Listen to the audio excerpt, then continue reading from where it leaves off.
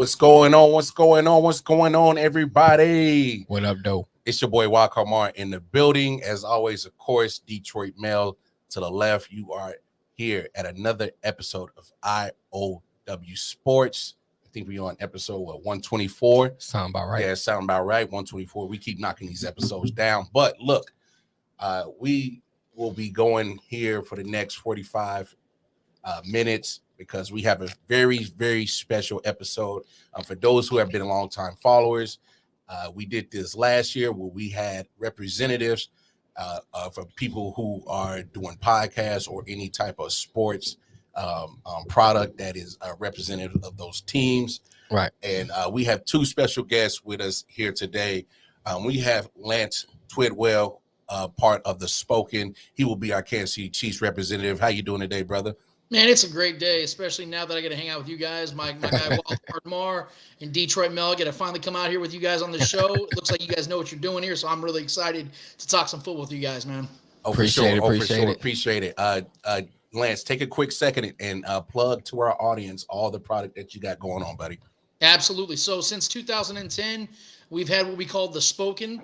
What it is basically just a platform for all walks of life, for all sports fans out there from across the world, literally and figuratively, man. We got people from all over the world that have joined together, and it's basically just a platform for those that usually get to listen but not really get to have a voice. That's right. what it's. I may have started it, 10, 12 years ago, but it's now everybody else's to do what they want with it, man. It's been going great. We have a weekly podcast, and it's a live stream as well, like you guys do here. Called the Spoken Podcast, and we basically talk a lot of Chiefs, obviously, during the football season, but man, we love to tackle some NBA. We love to talk baseball and basically everything the MLB does wrong, and we talk about whatever people are vibing with that week, whatever's the hottest topics, trends. Right. You guys are honest and authentic viewpoints on all of it, man. No matter what it is, though, it's authentic and it's real, and we give you guys exactly how we feel, man. So it's been going great, and we love doing what we do. No doubt. I definitely have been a subscriber to the Spoken, and I think you guys have a great product. And of course, I'm not biased just because from Kansas City connects. I'm not biased, so that's why I'm not rocking no Chiefs gear tonight. So I'm gonna take my bias out, and I'm gonna be very objective. Yeah. Don't look at me like that. And then of course, our Los Angeles Rams representative we have here today, Mr. Mark Burns. How you doing today, sir? Great. How are you guys doing? Doing great, man. Doing great. Mr. Burns, go ahead and plug away all of your product to the audience, sir. Well, I really just have one product. Last February, I was really disenchanted with what was available to me as far as podcasts focusing on the Rams. And I knew nothing about podcasting. I had done some sports writing in the past, stringing high school events, that type of thing. And I started to plug away and figure out how to create a podcast. And I went online with my first podcast. I think it was in February. Settled on the name Rams Up. And so once a week in the off season, twice a week during the season, we publish a podcast that's dedicated to the LA Rams. Now, occasionally we'll talk Lakers, Dodgers, UCLA, USC, that type of thing. But I'm a Rams fan first. I guess I'd call myself a journalist second. But it's a podcast that tries to be real, but it's from an LA Rams fan's perspective. Cool, no doubt. Side note, I am a Lakers fan, and maybe we'll collaborate again in the future because I'm not too happy with my Lakers right now. I actually have I don't have any sidekicks or guests on my show, but I do have a son who is very knowledgeable about basketball and the Lakers, and he provides me all the inside info on the Lakers. I should have you and him talk sometime. No doubt. I look forward to doing that in the future. Y'all know all the information where to find us at I.O.W. Sports. We're not going to get into that because we are on borrowed time. So let's get down to business. Since we have Mr. Mark Burns here, let's kind of give your synopsis on the LA Rams season, the ups, the downs, how they started the season, how they finished the season, and what brought them to this point of the NFC Championship game. Is that for me? Yes, sir. Yeah. Okay. Sorry, I thought you addressed it to him. Well, before the season started, I said on one of my podcasts that I thought the floor was going to be 11 wins, and they ended up 12-5. So I thought they were right on target. They started out 7-1, and then they lost three straight to because Tennessee, San Francisco, and Green Bay. Those are three tough opponents. I'd hope they get one win there. And then since then, they have been on a roll, except for that meltdown against the 49ers. If it weren't for that, they would be 7-0 over the last, or 8-0 now. So I can't say I'm disappointed, especially when you consider, they lost Cam Akers before the season. They lost Robert Woods about halfway through. And they went through really probably more COVID issues than any other team. Can't say I'm disappointed. They have a habit of making catastrophic mistakes that have cost them some wins. But when they play clean, and even sometimes when they have catastrophic mistakes, they've been good enough to bounce back. And I think that's the difference between Matthew Stafford and Jared Goff. I think that's one thing. I think Jared Goff gets more hate than he deserves. I think he's actually pretty talented in the right setting. But Matthew Stafford brings a whole new vibe to this offense. And it's so much more fun, when you're on your own 8-yard line in the fourth quarter and you need 7 points. You feel a lot more comfortable nowadays than back in the Jared Goff days. Or, you're in the red zone and you need to get a touchdown and not a field goal. So that's how I feel about the Rams. I obviously disappointed with a couple of really crappy performances. But man, they have drafted so well, and they have, obviously everybody knows about all the so-called superstars they've added. But in my opinion, it's really about the supporting cast that they have, third, fourth, fifth, sixth round draft choices that really contribute and have made this team really difficult to deal with. Yeah. Definitely last week. It definitely shows the difference between having Matthew Stafford and Jared Goff, and I'm actually agreeing with you wholeheartely because except for the Jared Goff, y'all can have him back. No, come on, no, we're not going to disrespect Jared Goff like that. I thought he was a capable quarterback.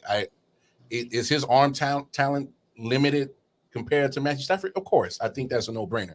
But I thought he was capable of doing enough to get there. Win a championship, I don't know. I didn't have a great performance in the Super Bowl. It is what it is. Right. So if I think one of the greatest football games I've ever seen, and I'll probably talk about it here in a little bit, is the Chief Ram game, the Monday Night Football game. It's still a couple years ago. It's still but I mean, I just love entertaining football, and that was Jared Goff and Patrick Mahomes and two really good defenses. But the reason I bring that up is, if you want to see Jared Goff at his best, go back and look at that game. Yeah. He was good. Yeah, I can't disagree with you on there because I was just thinking that too. It was like that game when you had Jared Goff and Mahomes just going back and forth, literally the whole game, and you're just like, well, pretty much who has the ball last is pretty much walking out with that game. I'm like you, Lance. I didn't too soon, a little bit too soon, because I had high hopes that we was gonna pull out that game, but it is what it is. I think once you saw the end result of that season and had that damn D Ford stay on side, we might be having a different conversation about that season anyway. Let me ask you this, Mark Burns. How do you see this NFC Championship going down? What are the keys to victories for the LA Rams? Well, number one, they have to slow down the Niner running game on the early downs. That's what the Niners do well, and that's what they've done well against the Rams. If you can force Jimmy G to make plays on 3rd and 8 and 3rd and 9 or 3rd and 7 even, you increase your chances. A lot of people talk about getting to the quarterback, and I think it's a little bit of a fallacy. Same with the Tampa Bay Buccaneers. I think the Bucs and the Niners have some similarities, and that both their quarterbacks get rid of the ball quick. And so you're not going to necessarily rack up a bunch of sacks against those guys, but what you got to do is cover receivers, in that 5 or 10 yard window. So stop the running game on the early downs and have guys covered. You got to cover guys closely and not let Kittle and Debo and Brandon Ayuk catch the ball 7 yards, two-second pass 7 yards downfield, and you're just giving up first down after first down doing that. And sad to say, I think another key is the Rams they're capable of jumping out to a big lead. And unfortunately, the crowd situation at SoFi could be an issue. There will be a lot of 49er fans there. So if they can take the crowd out in a home game, it's kind of sad you have to say that, but I think that'll be critical.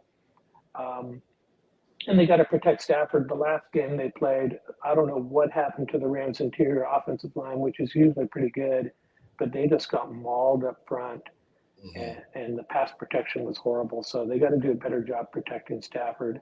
I think Austin Corbett, I think he's next chief, isn't he? I think he might be. He's our right guard, and I'm sorry, I think he was a Colt. But he's our right guard, and he just got destroyed in that game. And I don't know why. I can't explain it, but well, I know why. His name is Vita Vea. That's kind of a hard guy to keep in front of you. So he had a bad game. So those three guys in the middle have to do better. I'm not too worried about our left and right tackle, whether it's Whitworth or Joseph Noteboom. Both of them are fine. But our interior offensive line has to do well. And a lot of people, again, it's a little bit of a cliche, get the running game going. And yeah, you want Cam Akers. Cam Akers is a little bit of a wild card because I think he showed last week he's really starting to roll. And against the Cardinals, he had a really great game. But, you can win this game with Cam Akers running for 60 yards. You can't just keep on handing the ball off, stubbornly trying to get the running game going. Go ahead and play action on first down and get the passing game going, and then go back to the running game. But Sean McVay is a little smarter than me. I'm not sending him my notes, but that's just my thoughts. Yeah, I got you. Lance, as an outside perspective, how do you see this NFC Championship game breaking down? Well, whether you guys believe it or not, and Mark, you might want to close your ears for a second. I picked to get to the Super Bowl and have a rematch with the Chiefs. I believed that this was going to be it because the last time we saw the Niners healthy, they were in the Super Bowl. And we know that in 2020, they weren't a healthy team. And what happened? They had one of the worst records in football. And the thing about the Niners that's so unique is that they're one of those like throwback teams that can get deep into the playoffs with a very subpar quarterback, and they're doing it again. They're doing it all over. You're putting it nicely, subpar. Yeah, exactly. Like my God, 79 Steelers. The divisional round in 2019, he had 8 passes. Jimmy Garoppolo had 8 passes, and they won. I mean, how often do you see that happen outside of McCorkle Jones in New England?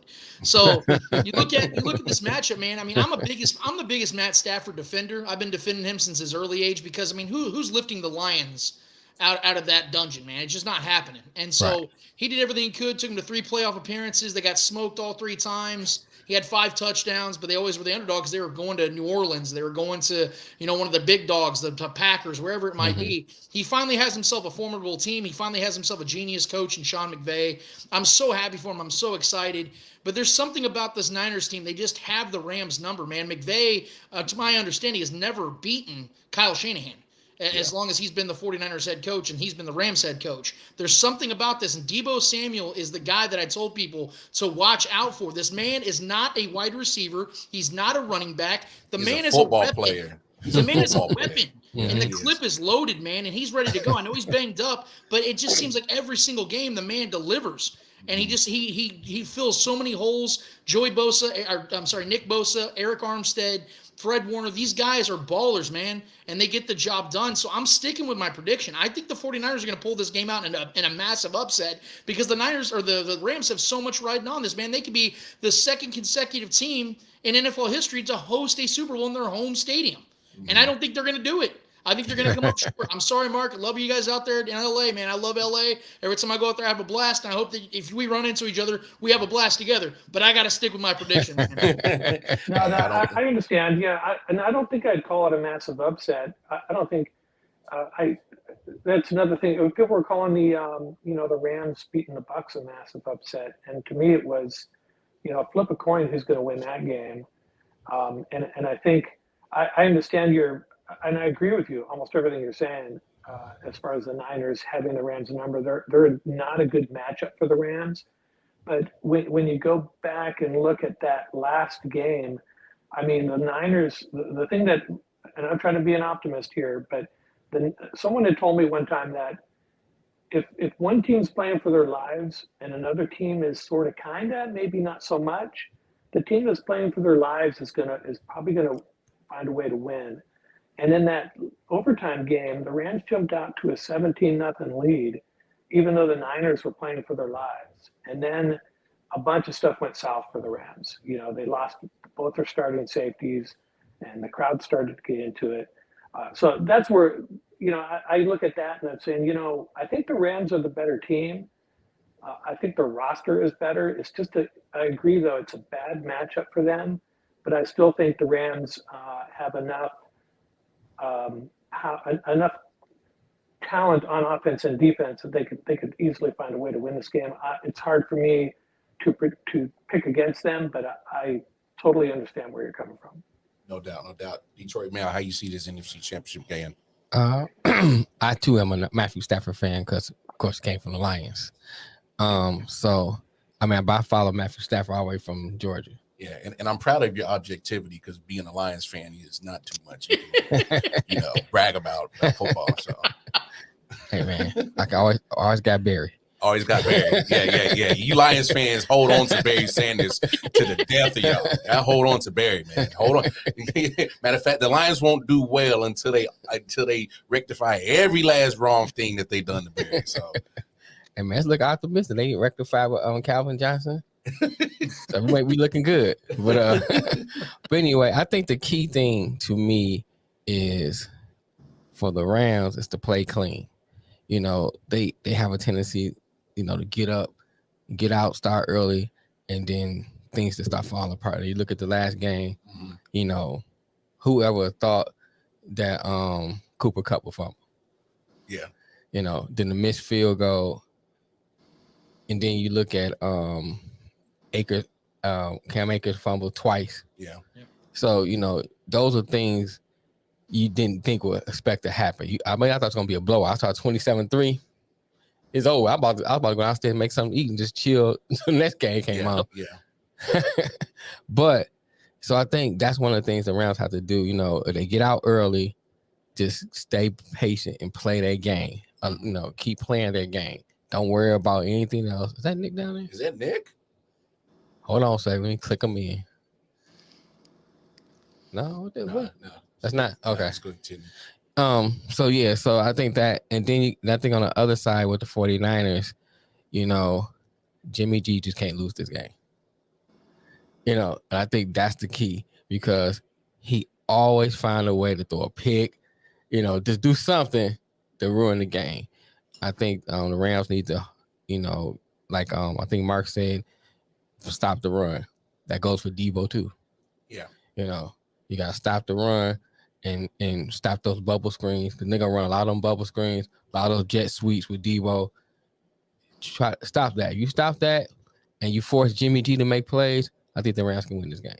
Yeah, and I think I'm with you because I think I'm going Rams in this game as well. But for both sides of this coin, San Francisco, stick to what got you there. Mm-hmm. Obviously, use Debo to be a catalyst of your offense. Obviously, he's a utility player. You know, he's a football player. Right. Just like Lance said, he's a weapon.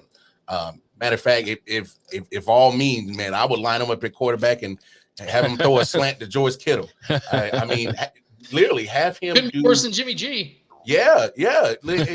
And Jimmy G, the last two playoff games against the Cowboys and even against Green Bay, you know, a couple of questionable, throwing chances or throwing attempts that was like, ooh, man, you're putting yourself and your team in a real bad predicament. And I'm like, come on, Jimmy G, don't squander this opportunity. Right. So it's like, for me personally, if you have Jimmy throw the ball 15, 20 times, I think San Francisco has a chance to win that game. A couple of those going to be picks. No.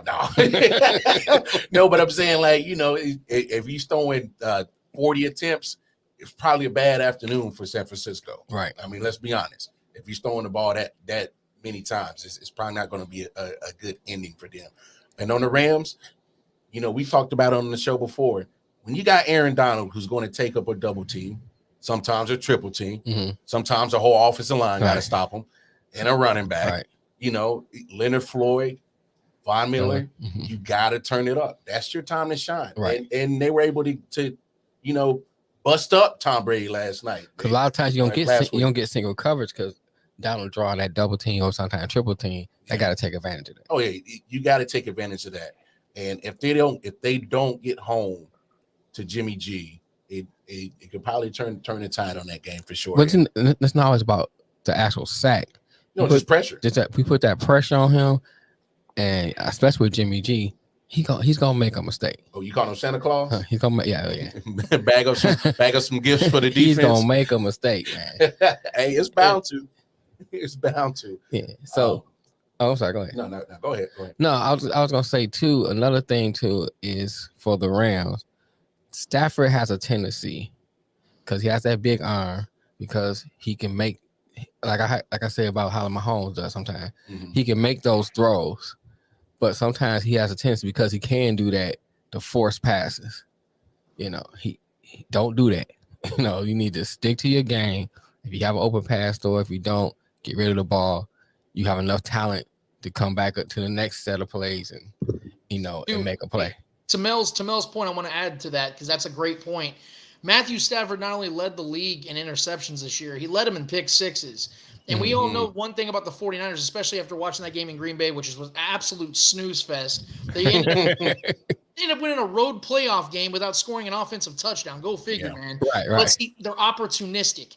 And if Stafford gives them anything, let's say the Rams are pinned back in their own 15 and they apply pressure, Bosa gets some quick pressure, Armstead gets some early pressure. Right. All of a sudden, there's a guy popping out in that little screen pass. Something like that can change the entire trajectory of this game regardless of where this game's played. And to your point about Jimmy G, I mean, something needs to be said about Jimmy G in this particular matchup because I'm not defending him in any way because I think the dude is by far, and I mean by far, the worst quarterback left in the playoffs. But one thing I will say though, guys, is when it comes to this time of the season, confidence matters. Now, against Green Bay, against Dallas, you saw his confidence wane. You saw his confidence shake. You know who he's confident against? The Los Angeles Rams. So that's something to be. You saw that. To your point, it's down 17-0. Mark brought that up. Down 17-0. They did lose their safeties, but you saw him start to play a little free, a little loose, and he brought that team back. So I will give him some credit that in this matchup, Jimmy's feeling good. Oh yeah, he's feeling real good. Oh yeah. Last little talking points on this. Let's go ahead and give our picks. I'm going Rams based on because they just have the better talent, and I think they need to win this game because anytime you keep trading away all your first round picks, right, and in the draft and hopes to win now, it's the better opportunity. There's no opportunity like now than to win it. They betting the rent money on this. Oh yeah. All the rent money is in on this. They all in. Mel, who you going with? I'm going with the Rams. I mean, part of it is sentimental, because of Stafford. Because of Stafford, I mean, me being a Lions fan, I expect people to crap on the Lions. Okay, it is, but they crapped on Stafford too, and I was like, wait a minute, Stafford is a great quarterback. He has his flaws, but I think he's a great quarterback. But because he played for the Lions, they still crapped on him. Now he has a chance. Now he's playing with a better team to prove that he can do it. So that's why I want to see him do it, so he can kind of shut up some of those doubters. Okay. So I'm going with the Rams. I got you. Lance, I think you referred that you were going 49ers. Yes. Is that the case?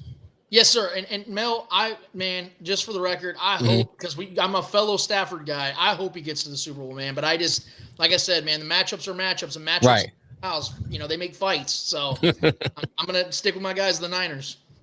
And Mr. Mark Burns, is it safe to say you're rooting for the Rams? You're going Rams on this one? Well, like I said on my podcast, I think I've picked the Rams 427 straight times, even during the Jeff Fisher days. So, whoa. Oh, you're committed to the Rams. You are committed to the Rams. You're picking the Jeff Fisher Rams team. I just can't. I'm the guy that when the Rams are 2-14, 2-10, I'm trying to figure out, they could still squeeze into the playoffs if this Ryan? happens. So yeah, I'm picking the Rams. All right, sounds good. Well, let's move over to so I think there's 3 Rams, 1 49ers. Ryan said KC Rams. Yeah, shout out to Ryan, big listener to the I.O.W. Sports Podcast. So let's move over to the AFC team. And since we have Mr. Lance here, Mr. Lance Twitwell of The Spoken, who is our Kansas City Chiefs Rams.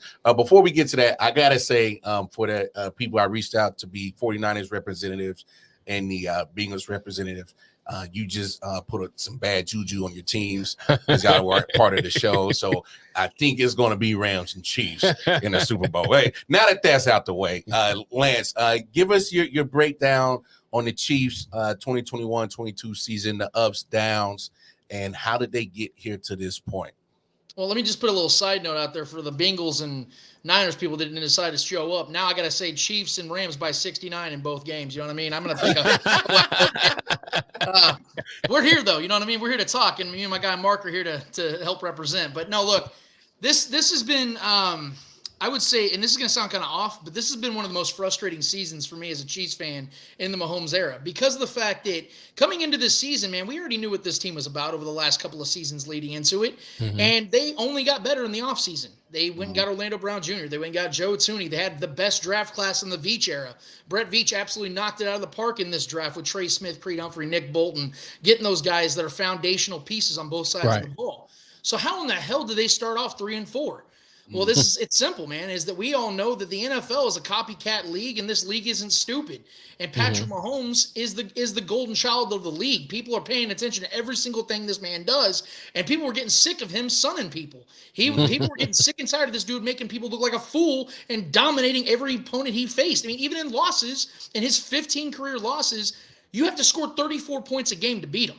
And that's the most insane thing about him. I think that's the most insane stat about Patrick Mahomes is that you have to literally score 7 to 8 points above league average just to beat this man. And so what they started doing is they started playing cover 2 and saying, look, Tampa broke them in the Super Bowl. Let's just keep breaking them. And it worked for about a month and a half, man. You saw the way the Chiefs just struggled on offense. And, of course, the defense, for some reason, whether it was trying to configure new schemes or whether it was trying to implement young players, like I said about Nick Bolton and other guys, Frank Clark was in and out of the lineup. Tyrann Matthew starts the year on COVID. There was just no cohesion on this team. It was nothing but negatives. And to me, man, I was getting frustrated because then I start looking at the coaches. When adjustments don't come about, I have to start questioning whether these coaches are doing the right job and if they even know what they're doing with their personnel.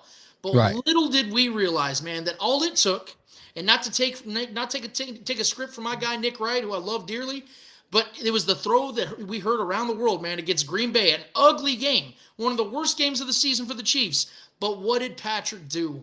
He put that bad boy on ice by rolling out to his right like he loves to do famously, like he's done 100 times already in his young, illustrious career, and threw that ball to Tyreek and put that game on ice. And ever since then, the Chiefs have not looked back. Since November 1st, they're 11-1, averaging 33 points per game, and Patrick Mahomes has been far and away the best quarterback in the league, and he has not looked back. He has finally figured out the last thing he needed to figure out when it came to coverages. In fact, leading up to last season, he was doing the shop with LeBron James and a couple other people. I saw that. He didn't know some of these schemes. He had no idea, and he just won MVP. The man put up one of the 3 greatest seasons of all time.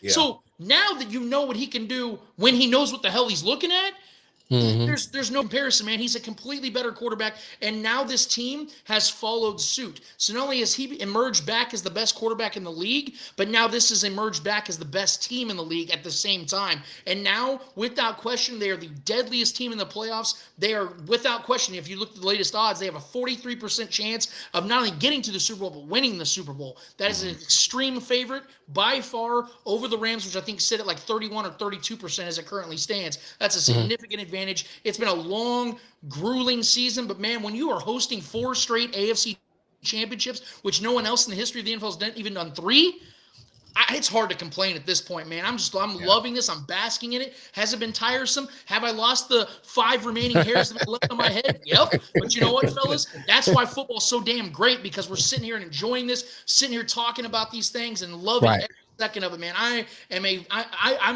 a fan that I feel like we deserve this. Mark, I know you sit here, man. I know you're a Chiefs fan out there in Carolina. People say we're spoiled now. Dude, people forget what we went through in our 90s and this 90s, early 2000s, all the heartbreaking losses and the Alex Smith era, all those heartbreaking losses. We deserve this, Mar. Hey, Lance, you are preaching to the choir, my brother. People forget that we had Damon Heward. They forget we had Brody Croyle. I forget. You know, they forget we had Brady Quinn in 2 and 14 seasons. I did forget about Brady Quinn. They forget we had Romeo Crennel that couldn't coach out of a cereal box. They forget they forget that we had Herm Edwards who never lived up to you play to win the game. They forget about all of that. They just see Patrick Mahomes, Andy Reid doing their thing for the last since 2018, since he became a starter, and they think it's been all sunflowers and roses. It ain't been all that in Kansas City. So a good breakdown of the Chiefs season, Lance, because while you were speaking, I'm just like, I can't go against anything that man just said because he hit it on the park. Because I'm like, and just to add to what you were saying, Lance, a lot of people get the misconception, oh, you got Patrick Mahomes. It's been so great. Like, you got to understand, like, the level of expectations that he has put up in such a short amount of time, and he's been successful early out the gate. You know, people think that, oh, it's a bad year because he's not throwing for 45 touchdowns and 5,500 yards. You know, they think that's a down year. I mean, look at the man's stat. He's still top 5 in just about every passing category as a quarterback. And, you know, I know a lot of people want to look at his interceptions. You know, don't get me wrong. He has more than what I want. But, you know, I even did a show on Wildcard Mars, Quick Route Rant. I could probably subtract maybe 6 or 7 of those because those came off of the hands of receivers. So it's like, you know, say what you want. You know, and I tried to stay out of my bias, but, you know, Lance got me fired up. I'm ready for Sunday now. I got to add this too, man, because now that you're talking about this whole down year aspect, I didn't even touch on that. Just real quick, it's funny that people were using that against Patrick Mahomes as if he was truly having a down year, but he really was for a short time having a down year to his own standard, like you said. But what's funny about that is his numbers, he actually finished with better numbers than Josh Allen, who everybody was trying to crown. And again, I love Josh Allen. I think he had an incredible season. He went toe-to-toe with Patrick Mahomes. Yeah. But you saw the difference between those two quarterbacks when it mattered most. And again, statistical numbers show that Patrick Mahomes had a better season. What's up, Matt? He had better numbers than Josh Allen in his down year. And not to mention the fact that in a down year, he averaged more yards per game in this season than any quarterback besides Patrick Mahomes in a single season. So we're talking about a guy that on a down year is having historic numbers regardless. 37 passing touchdowns. You're talking about only 33 times in the history of the NFL has a quarterback thrown for more than 37 touchdowns. So a down year is still an historic season. That's how great this man is. His lowest numbers are numbers that are getting anybody in Canton. No doubt. Matt, what's up? Another great follower of the I.O.W. Sports Show. For everybody who's just tuning in, we have with us today, we have Lance Twidwell of The Spoken and Mark Burns of the Rams Up podcast. We are doing this is our second annual I.O.W. Sports Championship Weekend preview. So definitely go back to the beginning of this show because you definitely missed Mr. Mark Burns dropping some knowledge about the Rams perspective, and we had some great takes from everybody on the panels of the NFC Championship. So please go back to the beginning of the show. Let me ask you this, Detroit Mel. What's up? How do you see this AFC Championship game going? Not good for the Bengals. I love Joe Burrow. Don't get me wrong. Yeah, we call him Joe the Killer. We call him Killer. Yeah, he got that real menacing serial killer he face on his Ted profile Bundy look. But I mean, you gotta applaud them. Oh yeah, man. It's hard not to embrace Cincinnati. Yeah, you know, they had a lot of down years. I remember the Boomer Esiason years and 2 heartbreaking losses in the Super Bowl to San Francisco both times, 81-88. And after that, nothing. Well, they had the Icky Shuffle in there. That's an up. Well, I mean, that was all part of that, though. You know what I'm saying? So, that don't count for nothing. Little and Icky only lasted that one time, and that was it. You know what I'm saying? Okay. And Icky kind of just died out. Okay. But you know, so it was kind of like I remember it's funny. I listened to an old Scarface song, and he said, "I'm gonna paraphrase. Like he lost more friends than the Bengals lost last year." You know what I'm saying? So that's how they know how bad the Bengals was. And they've been quoted in songs. So and now they hear one game away from the Super Bowl. But then you got to look at the offensive line is crappy. Oh. And then the Chiefs improved on their defense. I'm gonna tell you what. If they give up 9 sacks on Sunday, it's over with. Done. It's over with. Done. So you look at that. The Chiefs improves on their defense. The offensive line is crappy. Mm-hmm. Their defense, all they got is Hendricks, really. Yeah, for the most part. For the most part, for our pass rush. Yeah, and he's banged up. And he's banged up. So, offensive wise, hey, Patrick over this right now. They got Jamar Chase. He's like a Debo Jr. the way they kind of use him.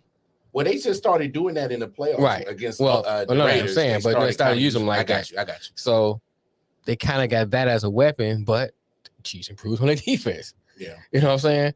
So it's like there's only a couple points you can give them that's good for the Bengals. Then you look at the other side of the ball, you got Tyreek, you got Kelsey, you got the running game. Byron Pringle. You got Pringle. Yes, I mean you could go down the line and start naming these weapons.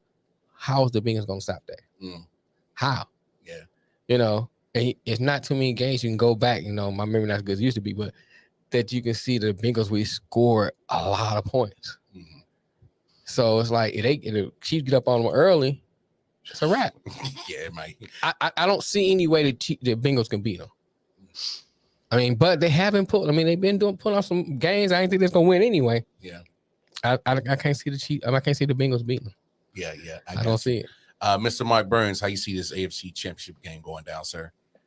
I started to look at these two teams just the other day because on my most recent podcast, I made a prediction for the game. And I was, when doing a podcast twice a week, it's really hard to keep up with a lot of these other teams, I found out. So I've lost track with a lot of teams, and I'm not really as knowledgeable about a lot of teams like I used to be, as much as I used to be. But I did see that the Bengals beat them just recently, didn't they? Like 34-31. Yeah. That was a game Jamar Chase had that like 266 yards or something. Mm-hmm. Yeah, please don't remind me. and I think Joe Burrow and Jamar Chase, there's something special going on there. Yeah. I think if you're a Bengal fan, you have to be really excited about the next 5 years. But that said, I think that the fact that the Bengals beat them at home fairly recently, that could be to the Chiefs' advantage. And I think the Chiefs are overall the better team from what I can tell. Mm-hmm. So I expect the Chiefs to win that game. However, I think the Rams-Chiefs is the Super Bowl everybody wants to see. I think the Rams and Bengals would be a bit of a mismatch because of what you mentioned, the Bengals offensive line and the Rams defensive line, that could get really ugly. And Jalen Ramsey quickly covering Jamar Chase. To get back to your original question, on my podcast, I flipped the score: Chiefs 34, Bengals 31. I think the Bengals are going to put up some points. They're going to find a way, but I think the Chiefs will prevail. Yeah. Now, one of the wild cards though is Mixon. Joe Mixon. I think because you can, he come out the backfield catching, and and if they can establish a running game with him, they may have a chance. So I think Mixon will be that wild card. So depends on what he does. That's a nice X factor. I think that he can be an X factor. And yeah, man, I remember when they had Carter. Johnny Carter. Oh my gosh, man, you going back? Oh my gosh. I'm in agreement with both you, Mr. Mark Burns, and Detroit. Mm-hmm. And this is taking bias out, of course. You can't give up 9 sacks and expect to win the game. Right. I think that was just a pure anomaly last week against Tennessee. You're getting a 1 seed. I didn't even consider Tennessee a true 1 seed. Look, they force-fed Derrick Henry on his first game back, gave him 20 carries. He didn't even break 80 yards. He didn't even break 70 yards. And they just continue to try to force feed him just because, the King is back. We got to use him. No, if you really look at Tennessee, they were still able to run pretty effectively throughout the rest of the season since they lost him. So they tried so hard to, cater the offensive game plan around him when it was like, just do what you were doing while he was out. And it's better off using him as a decoy. Yeah, use him as a decoy or slowly integrate Right. Derrick Henry into the offensive game plan. So that, I think they shot themselves in the foot more than anything. And I mean, I'm gonna say it. Ryan Tannehill. He's no, Matthew Stafford, or he's no quarterback. He's no Joe Burrow. He's no quarterback. Okay, well, yeah. No, 3 interceptions don't help you at all either. But when you get 9 sacks, you gotta take that and use that as your advantage. Get that offense off the field because right. Anytime you give Joe Burrow, Jamar Chase, Higgins, Boyd, Uzama, any opportunity to get down the field, and they took advantage of that. So, but Higgins had a tendency to drop up some passes too, man. And I get you, but you know what?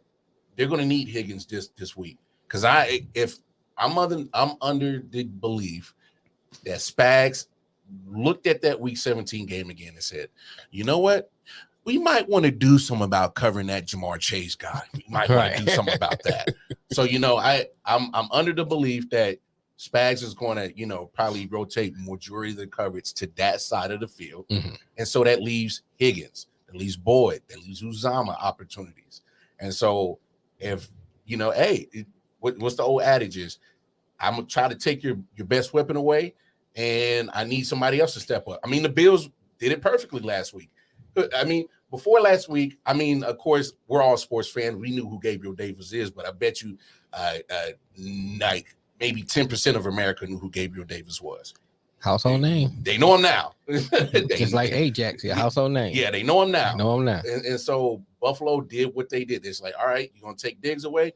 Well, somebody else got to step up. So Cincinnati has to recreate that. But good luck on your defense. I mean, even Buffalo did their best to try to stop Tyreek Hill and Travis Kelce. You know who the ball is going to go to. Mm-hmm. They still couldn't stop it. And Byron Pringle made plays. McCole Hardman made plays. Even Clyde Edwards-Helaire, who I'm not a big fan of, had a decent game. Mm-hmm. And so, you can roll down the Rolodex of names you can spit out on that Kansas City offense who can do something to you. So, wasn't he in ATL prior? Who are you talking about, Matt? What's the name you just got? The dude from Buffalo. No, that's Gabriel Davis. I think he got drafted from UCF, Central Florida, if I'm correct. Don't quote me on that. But bias out of this, I am still rolling with the Chiefs because man, it's hard to stop 15. Patrick Mahomes is one bad dude. I mean, that's a bad dude. And that offense is too explosive. And to beat them, like Lance said, you got to put up astronomical points to even get close to having a game with them. You got to put up, crazy points. And I know Cincinnati has the potential to do that.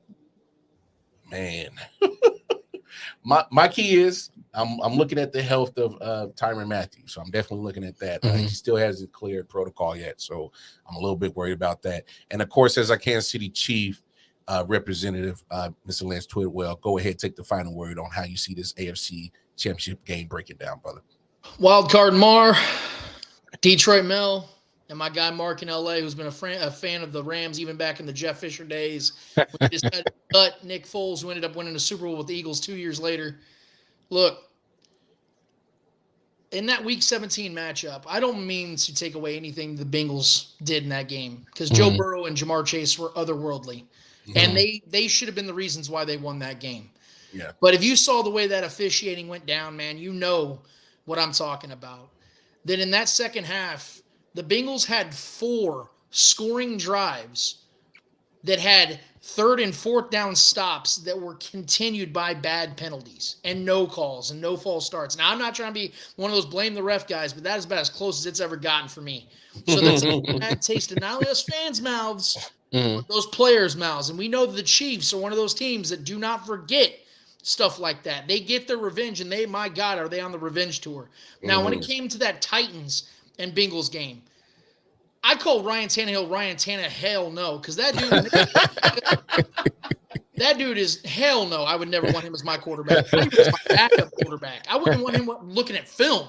I mean, he's so bad, and they can't get out of that contract next year, by the way.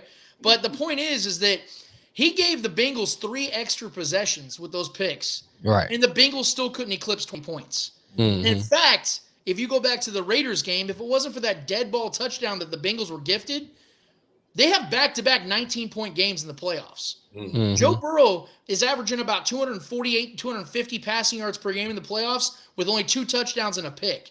So he hasn't been blowing the doors off like he was the last 5-6 weeks of the season. And quite frankly, neither is Jamar Chase. Jamar Chase hasn't scored a touchdown yet. So you could say maybe he's due. But see, here's the thing. Like I just said 30 seconds ago, this Chiefs team, man, they keep receipts. And you know us Chiefs fans, we love keeping receipts because everybody likes to doubt this team. And everybody's already sick of this team for some damn reason. But they just keep prevailing. And that's not going to stop this week, guys. Because like I told you, when you come into Patrick Mahomes' house, you're going to have to score 35 plus. And they're not going to score 35 plus on this Chiefs defense. Not that the Chiefs defense is great, but you got to remember, against the Bills, a team that was a much more worthy opponent against the Chiefs, who literally spent their entire offseason building to beat the Chiefs this time around. Right. They still couldn't get it done. And that was with Tyrann Mathieu going out on the second play of the first drive. They get him back. The Chiefs get him back this week against an offensive line that is shaky at best, that got absolutely dominated. The Titans lost that game. The Bengals didn't win the game. They lost that game. That was a home game. They had a week to rest. They went up against a banged-up Bengals team and still found a way to take that L. The Chiefs are not the ones making that mistake, fellas, because like we just said, 15's different. And you're not coming in his house and stopping him from getting to another Super Bowl appearance. So I hate to – and you, like you said, my guy Mar, biases aside, man, the hell with biases. We're talking common sense here. Yeah. The Chiefs are going to roll in this game, fellas. I don't think it's going to be a close game. I'm going to be honest with you because I think the real AFC Championship took place just a week ago. Yeah. And this is going to be a game that, to me, is a warm-up for the Super Bowl. All respect to the Bengals for what they've done to get here, but they are not a match for this Chiefs team on a revenge tour. I'm picking the Chiefs to win by multiple touchdowns. Yeah. Real quick before I take a breath, bro. Take a breath. Real quick before I get you, Lance and Mark out of here, and I'll shoot this question to Mark first. How spoiled are we as football fans when you got Mahomes, Josh Allen, Joe Burrow, Justin Herbert, who else can you throw in? Lamar Jackson. Even Kyler Murray. These young quarterbacks. We got this new. I'm trying to think. This new class of quarterbacks coming. Have you ever had that many great quarterbacks at one time? It's been a long time, fellas. I can't recall. Right, I can't recall. Like not that many at the same time. Yeah. So Mark, what's your take on this new wave of quarterbacks coming into the NFL? I'm not gonna say no spot of that. You see, you gonna say Daniel? I think it's exciting, but I will say, I'm not a big fan of quarterbacks, young quarterbacks that enter the league and run. And okay. I think it's I'll give you an example. I was watching a preseason game a few years ago. I think it was Deshaun Watson's rookie year. Mm-hmm. In a preseason game, he took off for a 50-yard touchdown running, I think it was. And I was like, that's fine and that's great when you can do that and when you have that in your arsenal. But these young quarterbacks, and I'm also thinking about Kyler Murray, he needs to learn to throw out of the pocket. And I think he shows flashes of that, but the Rams keep him penned in and prevent him from running, and he turns into a very, very mediocre quarterback. So to answer your question, I am really excited about a lot of these young quarterbacks, but I think some of these guys, some of the young guys, need to learn to go through their progressions and use running as an emergency hatch, an emergency escape hatch rather than doing it on a regular basis. And plus they get hurt. Kyler Murray's always getting hurt. He just twists his ankle. Yeah, he twists his ankle and he becomes a very average quarterback. So I don't know if I'm answering your question, but yeah, it is great. There's a lot of really good young quarterbacks. And unfortunately, Justin Herbert out here leading the Chargers, hopefully he doesn't put a dent in how many people love the Rams. We could have a pretty good rivalry with the Chargers as far as winning fans over, because I think the Chargers have a good future because of him. Yeah. Same question to you, Lance. How spoiled are we as football fans for this young wave of quarterback talent coming in? It's incredible, and it's not just the fact that we have such talent. It's the way that these teams are finally starting to go the route that they were supposed to go all along, which was don't try to force this player into your system. Allow the system to work around the player and build around them. I remember Andy Reid had an offense, and he still uses the same type of offense that he had with Alex Smith to Patrick Mahomes. But you saw the way he started using some of those Texas Tech plays into that offense to make it as comfortable for Patrick Mahomes. I don't think it's any coincidence that Patrick Mahomes literally hit the ground running like Michael Green, man. He absolutely hit the ground sprinting. And it's because I think Andy Reid made it as easy for him as possible where he understood what he was doing, which is just more the same of what he did back at Tech. So I love what I'm seeing from a lot of these young quarterbacks, and I find it interesting too because the majority of these young quarterbacks that are up and coming have already arrived are on the AFC side. Like, if you remember, just last year, man, we're sitting here looking at the NFC going, man, you got Brady still killing it. You still got Rodgers. You got Russell Wilson. You got all these dudes. And now it's like all shifted to the AFC side of things where now the AFC is the party to be at, man, when it comes especially if one of these old dogs like Rodgers ends up going over to the AFC side of things this next year. So, man, I love it. I don't think we've ever had this type of talent, but I also don't think we've had as a progressive of a mindset from coaches league-wide of understanding how to maximize these young quarterbacks and get the most out of them while you still can. So I think the league is in as good of shape as it's ever been, especially at the quarterback position. Right. Yeah, your NFC quarterback point. We could see in the last year, Breeze, Rodgers, and Brady all exiting the NFC. Well, now that you're there, Mark, are you of the belief that we probably just saw the last game from Tom Brady? I think so. I just my guess. I don't understand why he continues to play. I don't know what he's trying to prove at this point. Right off into the sunset and enjoy your life with your wife and your kids, but don't risk injury. That's my take, but I don't know. I'm just guessing. Yeah. Well, one more quick question, and I promise I'm gonna get you guys out of here. How disappointed are you fellas in the performance of Aaron Rodgers last week? I mean, we're talking about skill-wise, probably one of the best quarterbacks in NFL history. And yet again, a mediocre at best performance. I'll throw it to you first, Mark. Well, to be honest with you, I didn't watch much of the game. I was with my grandson, and I was listening to some of it on the radio. So I can't really speak to that too much. I don't know. I know statistically it was a poor performance, but sometimes you got to step back and people always say, "Oh, Goff had a terrible game. Stafford had a terrible game."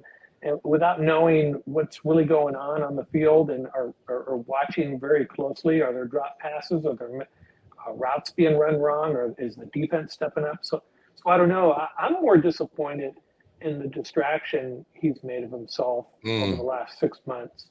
And that can't help. I mean, you want your quarterback being a leader and focusing on football and taking your team to the highest level possible. And it just seems like there's just been a lot of distractions with him. I won't get into the details. You probably know what I'm referring to, but that's what's disappointed me. And I've always loved Aaron Rodgers. And I've even found myself kind of going, what the heck, Aaron? What are you doing and what are you saying? Right. That's just my personal opinion now. No. Good point. It was definitely days of our lives coming out of Green Bay, Wisconsin, since the last championship game in NFC last year. It's just been a drama show. Lance, I'll throw the same question to you. Yeah. So if I told you guys that the Packers started the game off with an easy scoring drive, they're up 7-0, and then Aaron Rodgers completed 20 of 29 passes in the game, you thought they'd won by probably 13, 14 points, right? Right. Yeah, that was what was disappointing about it. But the most disappointing factor in that game isn't that they just lost. This was one of those games where the Packers needed Rodgers to be great, and he wasn't. He simply wasn't, man. He wasn't looking at certain parts of the field. He was literally ignoring Allen Lazard. He was ignoring guys that were open throughout the entire game. He wasn't taking risks. He looked like Alex Smith, man. And I know that sounds disrespectful to Rodgers, but it's the truth, man. I picked the Niners in that game But even I was sitting here going, man, as a fan of football, this pisses me off. Because it just looked like Rodgers didn't care. And to Mark's point about the offseason stuff, I think it all just came to a head, man. And he'll never admit it. Rodgers will never admit it. But things were starting to weigh heavy on him. Because he thought because of his privilege and because of who he is, that he could just say the things he says and feel how he feels and not take the offseason, seriously, that everything was just going to work out and everyone was going to, worship the floor that he stood on. And then he started getting pushback, and now he's still out here griping about, well, people were cheering against me because of my unvaccination status and all this other BS, man. No, you're soft as Charmin, bro. You got bunny, you got rabbit ears, man. You pay way too much attention for a superstar as great as you are that has the following and the platform that you have. You care way too damn much about what people say about you on Twitter, bro. Like, you got to rise above that stuff, and you saw it. The only reason I'm bringing that stuff up because I know Mark was a little more PC about it. But I'm saying, man, he let that stuff weigh on him. That wasn't other people. You got to take responsibility for what you choose to allow in between your ears, bro. And he let that stuff weigh heavy, and you saw it. And my God, and can we talk about how ironic it is that the 49ers, the team he said that he wanted to go to when he got drafted, they're going to regret it forever. No, they don't. No, they're 0-4. They are 4-0 against him. Bro. They got 4 playoff wins against him. Yeah, go enjoy that, Aaron Rodgers. That is ironic as heck. But on that note, Lance, Mark, thank you, gentlemen, for joining us on this championship weekend preview. Mr. Mark Burns, go ahead and plug your podcast one more time for the audience out there. Yeah, it's LA Rams Up. And I should have mentioned we're part of the Pigskin Podcast Network. That's been going really well. We formed that last September at the beginning of the season. And yeah, it's been great joining you guys. And I really feel bad. I went through a whole podcast about the Rams and I didn't mention Cooper Kupp once. Wow. That's actually surprising because Cooper Kupp could easily be, in my opinion, one of the best wide receivers in the game right now. Yeah. Right. Yeah, and it just continues his tradition with the Rams of just these fantastic receivers. And he's really emerging as, you could already start talking about him as far as a Hall of Fame receiver if he keeps this up. But that's all. I just wanted to not get to an entire podcast without mentioning that guy. But it's been fun, and hopefully the Rams will be back here next year, and you guys will invite me back. It's been a lot of fun. Hey, if the Rams keep doing what they're doing, you will definitely be back here this same time next year for our championship weekend preview. So thank you again, Mr. Mark Burns, and you have yourself a wonderful evening. Lance, one more time, go ahead and plug all your products for the audience out there. Yes, we have a live stream each and every Saturday at 11 a.m. We do that live on Facebook, YouTube, and all the platforms that you can find, especially on Twitter as well, is where we do the majority of our action. You can find us on Facebook where it all started at The Spoken. It's a sports group. We got thousands of people in there. You can join us and say whatever the hell you want to say as long as it's respectful, not harmful to anybody else. As long as it's sports rated, we let you have it. And also, like I said, guys, you can follow me on Twitter at Lance The Spoken. You can follow us, our show, on Twitter and on Instagram as well at The Spoken Pod. We'd love to have you guys on our show as well, man. It's been a blast being with you guys. I love what you guys do here. And if anybody's watching this for the first time with me, man, I'm getting hooked. You guys better stick around because these guys know what they're doing, man. I love being here with you guys. Thank you so much. Appreciate it, man. Appreciate the kind words, Lance. I'm a big fan of yours. And as we got a mutual friend in Shaggy Shane, I'm a big fan of his as well.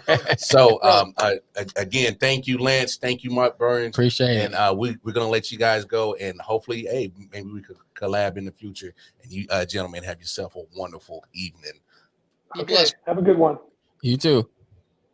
All right, y'all. So there we have it right there. That was our championship preview again, show that we like to do.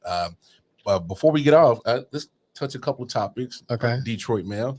And yes, they own him. Ain't that hey man, ain't that what Aaron was screaming out to Chicago? Yeah. Talking about I own you. Yeah, with the San Francisco 49ers, they own you, especially in the playoffs. How about that? How about that shit? Anyway, and no, I'm sorry that I didn't add Daniel Jones into that great talent because, he's not a great talent. Because anytime a man can run for 80 yards and then get tripped by the turf monster, it can't go in that category. It just can't happen. Anyway, the word finally came down, man. Big Ben. Oh yeah, he finally made it Big Ben official. finally made it official. Going to the old retirement home. He's retiring. He's sitting it down. Shady Oaks. Shady Oaks. It's shady as hell. Yeah. Kind of give so your. you can touch the old ladies in there. Allegedly.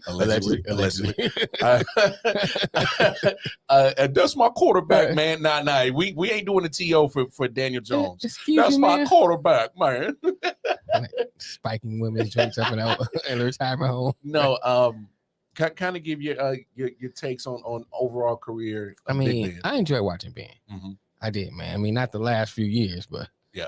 I don't think nobody did. But I think Ben was a great quarterback to watch, man. Watching him, especially in the beginning, running.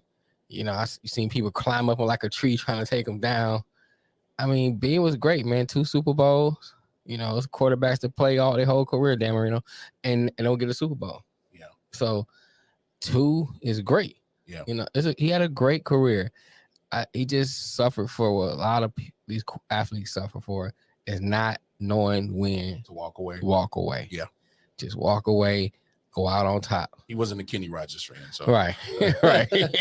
And I think that was the only thing with Ben. You know, we laugh and joke about the alleged things that he done, but I gotta give him credit. He seemed to have bounced back from it. Say he turned his life around, and I don't know the man personally, so I have to take him at his word. Yeah, take it. So it's unfortunate what allegedly happened, but you know, if he turned his life around, you still gotta give him props for that.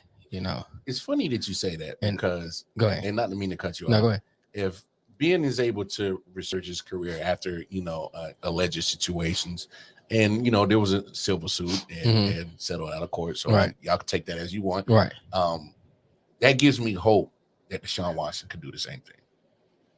I think Deshaun Watson situation, this might come out wrong, so don't nobody take it the wrong way. Yeah, don't try to cancel us, y'all. But I don't think it's as bad as Ben's. And what I mean by that is Deshaun was more like, what's up with that? You know what I'm saying? But Ben was like forcibly doing stuff. Yeah. You know, none of it was good. Yeah. You know what I'm saying? Because if it's unwarranted, it's unwarranted. I hear you. But from what I understand, he wasn't like forcing people down up on him. You know what I'm saying? I hear you. You know, he was still wrong and creepy for what he did. But, you know, I think Ben's situation a little different. But to your point, yeah, Deshaun should be able to turn his stuff around if he doesn't go back that way. If he just turn around. Because we talked about this before. When you in the football, your football career is your livelihood. Mm-hmm. You know, and y'all just take his one mistake. Yeah. Russ can attest to that. Yeah. Jerome Brown can attest to that. What's my man from the Dallas Cowboys? With Hardy? Hardy can attest to that. Yeah. All this take is one thing. Well, Hardy just was a repeat offender, but all it take is one thing, and your career can be done, ruined, or a stain on it. Mm-hmm. Now, one good thing that he has going for him is early in his career, and people have short-term memory. Yeah. So if he turn it around, get back on track, we'll forget about the Deshaun Watson thing. Yeah, and that's where I'm kind of at, Matt, is like, and I'm not saying, I'm not judge, jury, executioner. Right. I'm not none of that. So, I'm just of the belief that if Ben was dealing with these kind of legal issues at one point in his career and kind of similar situations with Deshaun, and Ben was able to have pretty much a second half of his career, I'm of the belief that, hell, maybe Deshaun can have a second half of his career and can move past this, man. So, and that's where I'm at. And I think you kind of hitting the same sentiment I am on that, Matt. And, take that part out of it away and strictly football with Big Ben. Man, excuse me. He's like the epitome of backyard football. Yes. We all played ball back in the yard, and everybody ain't no plays really drawn up, and hey man, just get open. Right. Right. Thug life. What up, man? Thug life. You silly man. You silly. No, look, I give him his props. For his size, he was mobile enough to shake. Yeah, he was mobile. Shake big old defensive ends trying to take him down. He was It's like having two Jerome Bettis back there. Yeah, it was. You had the bus and the Mini Cooper. Right. You know what I'm saying? You had the bus in the backfield and the Volkswagen. and the Mini Cooper back there, H2 Hummer. Right. So when you had the and he was part of great teams. You know what I'm saying? He said you to play on your hand fly pattern post route. Yeah, that's what it was. Right. That's right. This is you. I want you to go this way. Hey, just go up, go out. Right. Yeah, you go to the left, you follow trail behind him, and somebody get open. Right. I know there was a lot of scripted plays, of course, as a quarterback, but Ben was masterful playing off script. Mm-hmm. That's what I loved about his game. The grill rapist. We touched on that, man. We touched on that. Man, come on, dog.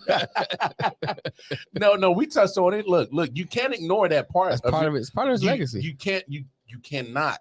I know, and look, we're not journalists or people on ESPN and right. Fox.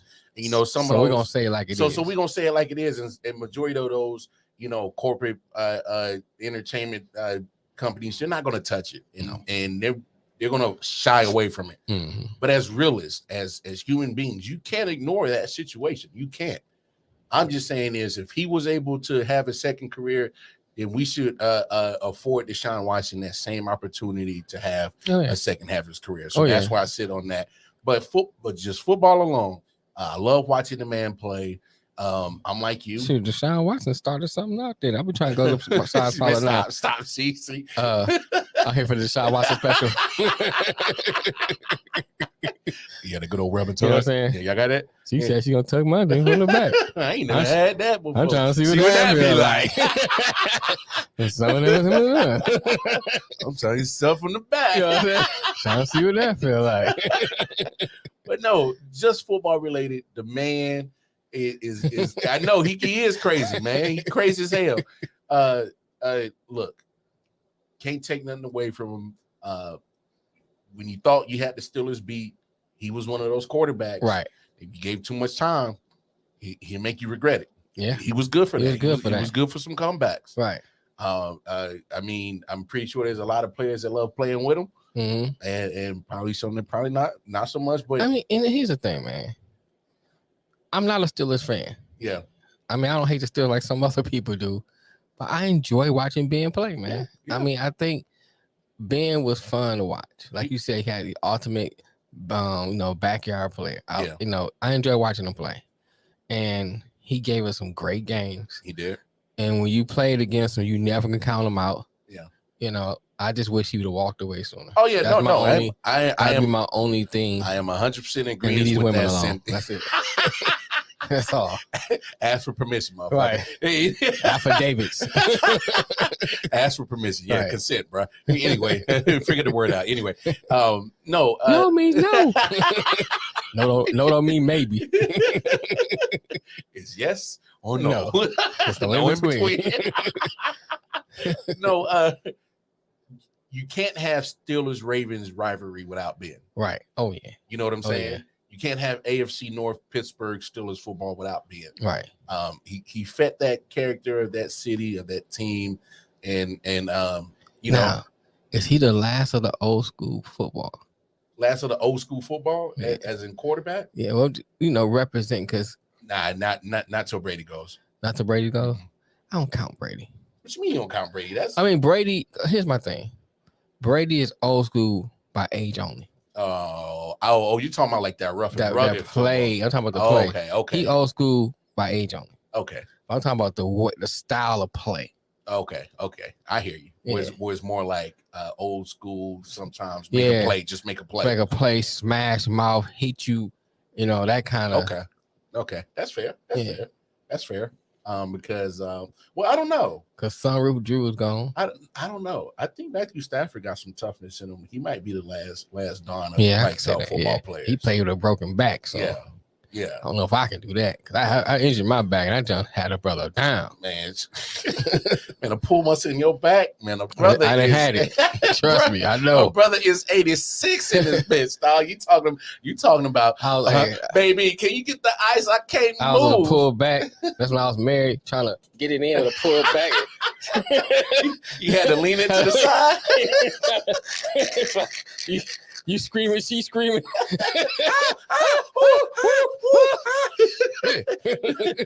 see, you like, what you screaming for? She like, well, what you screaming for? Okay. You screaming for pleasure, I'm screaming for pain. This ain't no joke. Hey, no joke at all. But you know, hey, brother, it don't matter. He gonna get it in if he can. Hey, I gotta get it. I have a broke leg, one arm. I gotta get in there. She gonna be like, you want some of this? Well, normally I wouldn't do this, but we'll go ahead. I'm sorry. I'm off topic. Yeah, ahead, man, you going down in them rabbit holes again. In other news, there's some coaching vacancies getting filled in the NFL. Right. Broncos. Yep. They filled theirs. Who did they hire? They fired Hackett. Mm-hmm. Nathaniel Hackett from the Green Bay Packers, the offensive coordinator. Colts. How do you feel about that? They're going. So the Broncos are going an offensive route. Yeah, I don't know, man. No, I think it's good. Look at their offense last year. It wasn't too pretty. That they wasted a good defense in Denver. So yeah, I'm of the belief you get an offensive minded coach in there.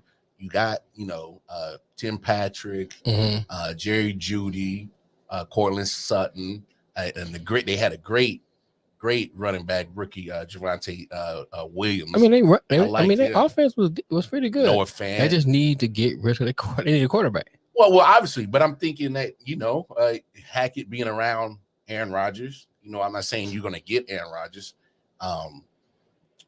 but maybe whatever. You can bring Aaron with him.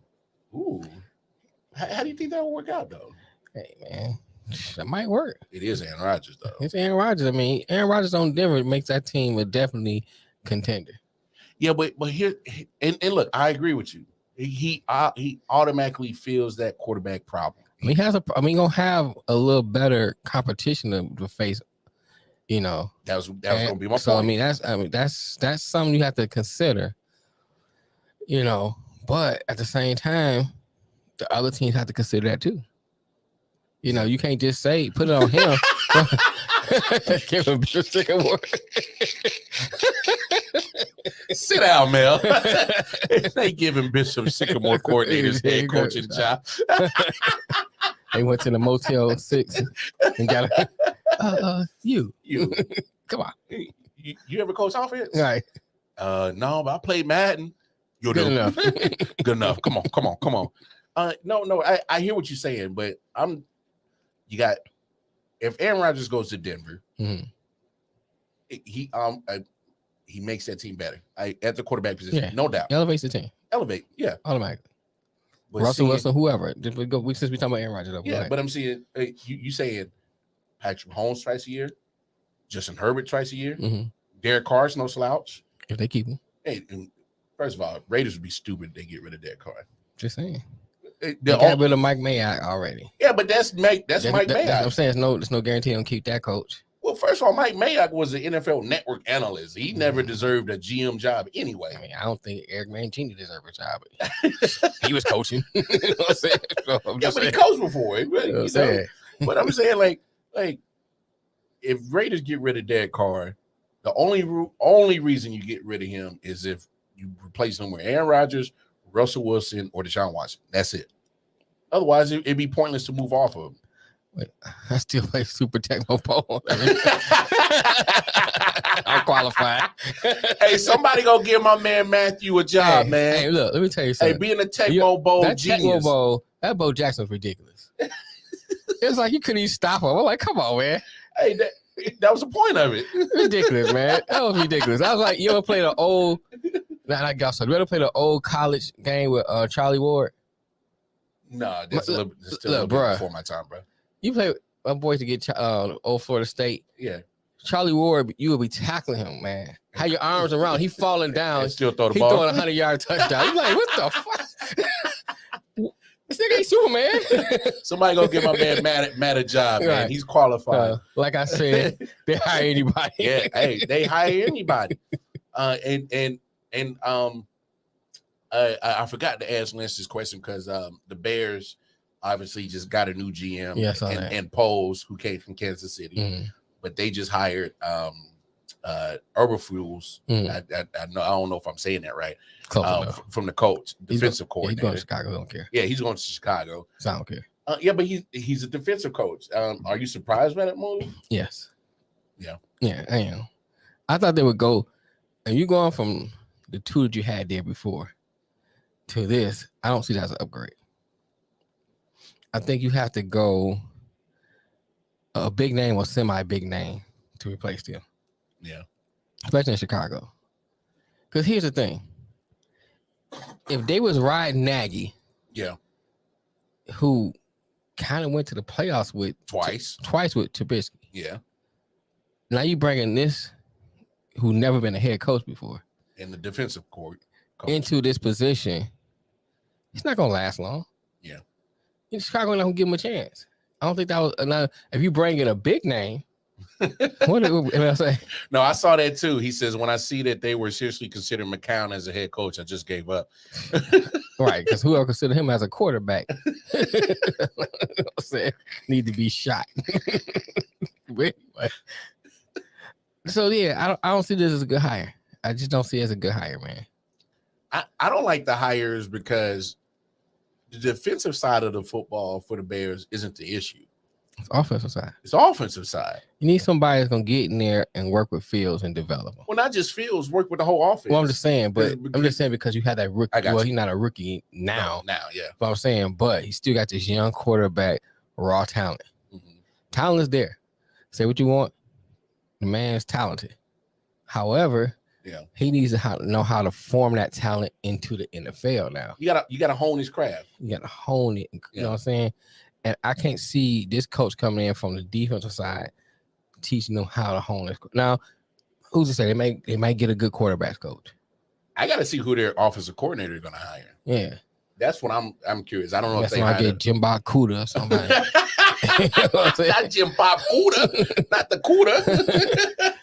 I got to see who they get as an offensive coordinator, and that'll be my telling how serious they are about what they want to do with Justin Fields. That ain't serious, bro. You know what I'm saying? Eric is still chilling on yeah, he right.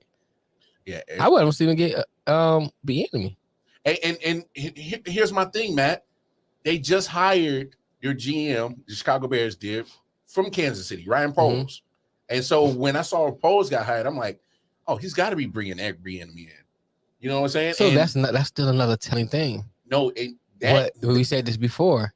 What's going on with Eric Bieniemy, man? I think he's waiting for. It's got to be something. I think he's waiting for. It's got to be, man, because you got somebody who came from Kansas City, who knows the organization, and supposedly you want a head coach job, and he wouldn't pull you in. Yeah, it's something more than that. You going on interview after interview after interview, and no one's hiring you.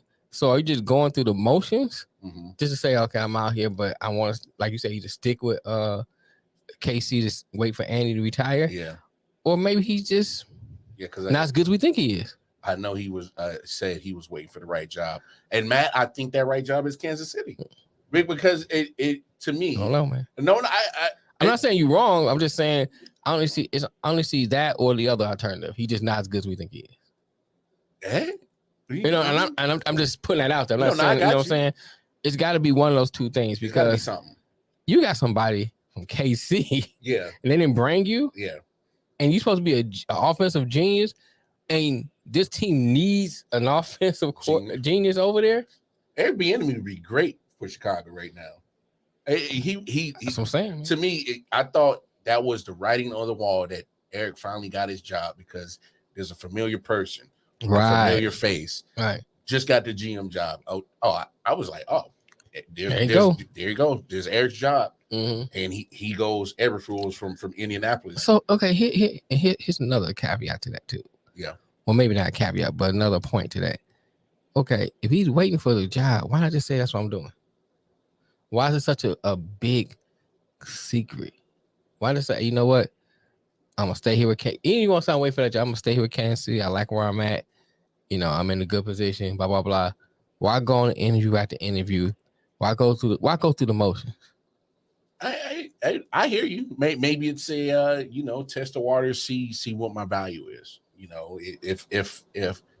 If I'm good enough to be considered for the job at other places, maybe I'm good enough to be a coach. That's like he going on a date. He kissing on you. He rubbing on you. He pulling on your dick. And then you get ready to hit. She like, psych. The fuck? I gotta go. I'm about to turn to beer. Ben or beer? One of these niggas coming out.